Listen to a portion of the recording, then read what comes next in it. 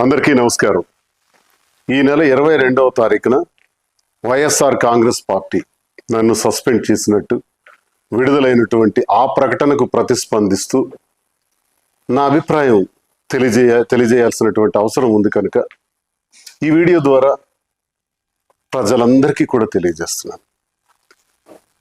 YSR Congress party గురించి మాట్లాడే ముందుగా జగన్మోహన్ రెడ్డి గారు నాకు ఈ స్థాయిని, ఈ గౌరవాన్ని, ఈ హోదాను ఇచ్చినటువంటి జగన్మోహన్ రెడ్డి గారికి నా ధన్యవాదాలు నేను తెలియజేస్తున్నాను.